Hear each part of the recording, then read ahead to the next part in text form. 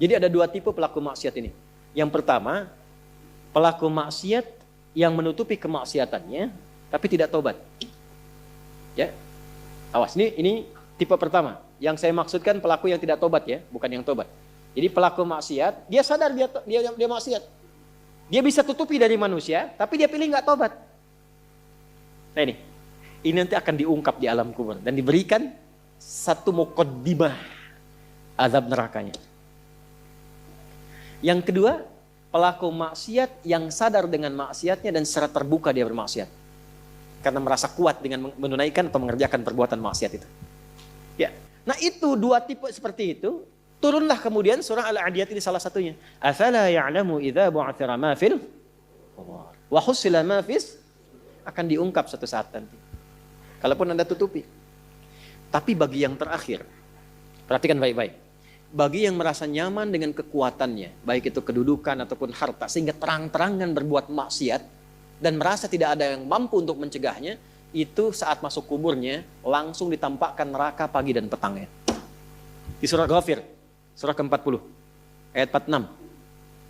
An-naru yu'raduna 'alaiha ghuduwaw wa 'ashiyya.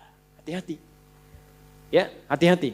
Wa yauma taqumus sa'atu adkhilu ala fir'auna asyaddal adzab. Jadi maaf orang-orang yang maaf sekali gemar mengumpulkan harta hanya untuk pamer saja, untuk mengoleksi dunia, tak pernah punya visi hidup untuk pulang, maka mesti hati-hati. Alhaakumut taka. Orang yang maksiat terbuka nggak mau sadar mesti hati-hati, ya, karena cara pulangnya itu berbeda.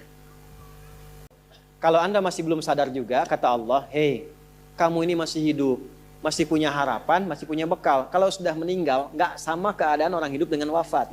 Mumpung kamu masih hidup, karena kalau sudah meninggal, temanmu yang meninggal pun kamu nggak bisa dengar suaranya. Cuma saya yang tahu keadaan di alam kubur. Karena saya tahu, kata Allah, dan saya punya Rahman dan Rahim, dengan sayang saya sampaikan kepadamu. Karena sayang saya. Ibu maaf, kalau ada anak misalnya, ingin berbuat menyimpang, ibu cegah tidak? Kenapa? Karena ibu sayang. Karena itulah ibu saking sayangnya, maaf jangankan anak lahir, di dalam saat dikandung pun bukankah dijaga dari yang mafsadat? Dijaga dari yang merusak. Ibu kalau sedang mengandung, mau nggak makan makanan yang kotor? Makanan yang merusak? Tidak kan? Kenapa? Karena sayang kepada bayi yang dikandung, janin yang terkandung. Di tempatnya pun disebut oleh Allah dengan rahim. Karena ada rahim, dijaga betul.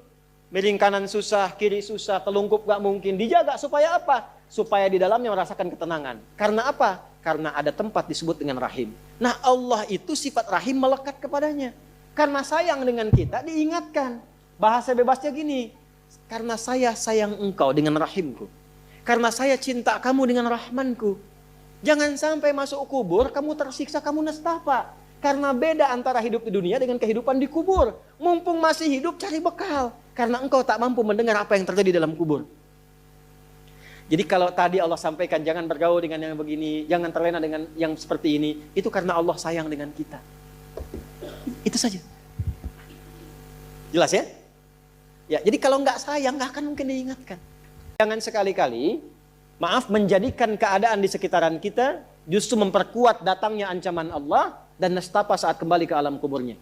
Bahkan orang-orang yang tidak beriman pun, yang buruk pun, yang beriman tapi maksiat pun, itu sejatinya ketika temannya masuk ke kubur nggak mau ikut-ikutan. Makanya di sini oleh Allah, hei kamu ini sadar nggak sih? Orang yang mengajak kamu maksiat itu, lihat temannya meninggal pun, temannya wafat pun, dia nggak pengen ikut. Kadang-kadang dia abaikan. Coba lihat, ya ada pimpinan misalnya tingkat tertinggi, lihat anak buah bawahnya misalnya, menjalankan tugas bahkan dari dia untuk berbuat salah, berbuat maksiat. Ya, apakah mengedarkan narkoba? Atau misalnya membackingi kegiatan yang tidak baik. Lalu tiba-tiba dia wafat. Apakah peduli atasannya? Tidak. Yang ada yang terjadi, jangan bawa-bawa atasan. Padahal dia yang nyuruh. Terus Anda mau jadikan teman yang seperti itu? Dia pada kawannya saja nggak bertanggung jawab. Dengan imannya saja dia nggak peduli. Kalau dia dengan Allah saja nggak peduli, kenapa Anda dia jadikan teman? Dan kenapa Anda menjadikannya dia teman? Kalau bahasa anak sekarang tuh begini, Allah aja dia gituin, apalagi kamu. Kan? Ya, Nabi aja dia cuekin, apalagi kamu kan. Ini peringatan Quran, ini bukan dari saya. Ini peringatan Quran. Jangan sekali-kali Anda dimanapun Anda berdinaskah, tugas formal, Anda berdagangkah, jangan berteman dengan orang menyimpang. Karena saat Anda susah pun yang akan peduli. Temannya aja yang sama-sama berbuat menyimpang, dia sisihkan, apalagi Anda. Paham?